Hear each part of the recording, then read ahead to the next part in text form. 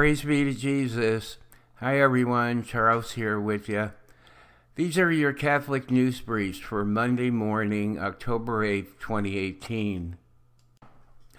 Election officials in Romania say too few voters participated in a weekend referendum that sought to put a same-sex marriage ban into the country's constitution, so the vote is void.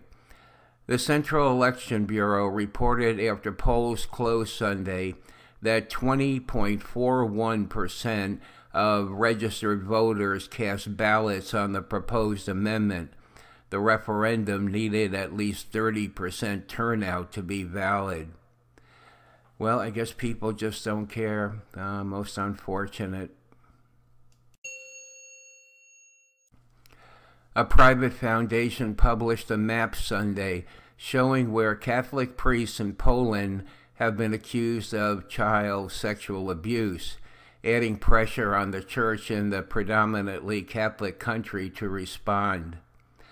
The Have No Fear Foundation, which represents abuse survivors, said the map of cases it compiled represented 255 children under age 15 who were abused by priests across Poland. The cases were drawn from court records, media reports, and survivor accounts gathered by the foundation, the organization said. More than 50 priests have been convicted of abusing children, according to the foundation. Some of them served time in prison and were reassigned to new parishes when they got out, it said. The president of the U.S. Bishops' Conference said Sunday he welcomes the Vatican's announcement of a further investigation into files on Archbishop Theodore McCarrick, praising the Pope's steps to end sexual assault. Archbishop DiNardo and Archbishop Gomez of Los Angeles are meeting with the Pope today, so we'll see what comes out of that. An appeal to the cardinals of the Catholic Church. Pope Francis has revised the Catechism of the Catholic Church to read, "The death penalty is inadmissible because it is an attack on the inviolability and dignity of the person." This statement has been understood by many, both inside and outside the Church, to teach that capital punishment is intrinsically immoral and thus is always illicit, even in principle. Though no Catholic is obliged to support the use of the death penalty in practice, and not all of the undersigned do support its use, to teach that capital punishment is always and intrinsically evil would contradict Scripture. That the death penalty can be a legitimate means of securing retributive justice in affirming or is affirmed by Genesis 9:6 and many other biblical texts, and the Church holds that sacred Scripture cannot teach moral error. The legitimacy and principle of capital punishment is also the consistent teaching of the magisterium for 2 millennia. To contradict Scripture and tradition on this point would cast doubt on the credibility of the magisterium in general.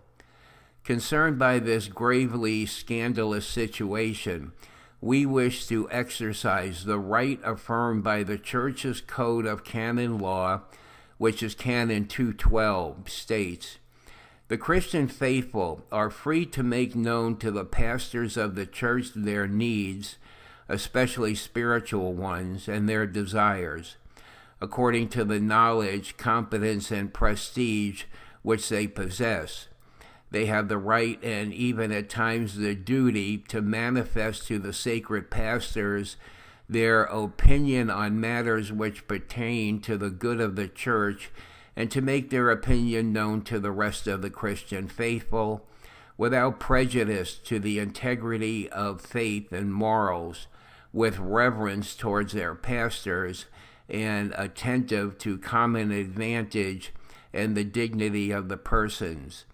Well, this is the preamble, the beginning of a letter that was written by. I looked at some of the names. It seems to be mostly people in universities and theologians, philosophers.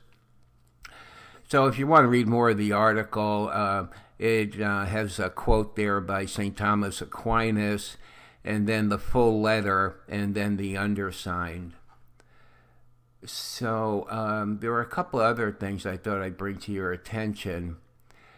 What I'm seeing on the internet, and of course, you have to understand that for the most part, I just follow traditional news media, but I do follow the Catholic News Agency, which is mainstream, to get an idea of,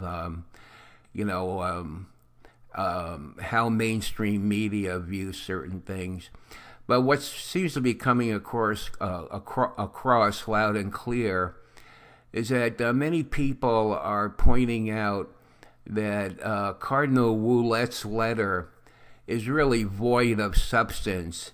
In other words, any kind of specific refute, and therefore meaningless in restoring a measure of credibility to the papacy.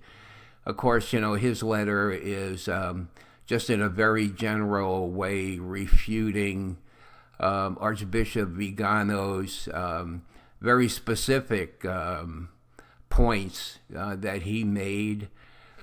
So Dr. Bowring said, I went through Cardinal Ouellet's letter, and what I found was a combination of fawning veneration of Pope Francis and avoidance of the main issues and personal attacks on Archbishop Vigano. So, what's happening there? Who knows? I mean, if that's all, if the Pope and the Vatican,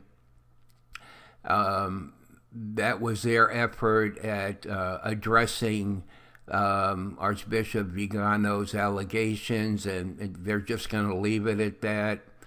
I think we can assume that Cardinal Ouellet wouldn't write an open letter without the Pope, or at least several people in the Vatican looking at it first. So, well, that's about it. There's not too much news, but it's early on a Monday morning, so we'll probably talk to you later in the day. And if you want to pray St. Michael's prayer to help our church and our priests, please do so. So take it easy, and we'll talk to you again soon. Bye.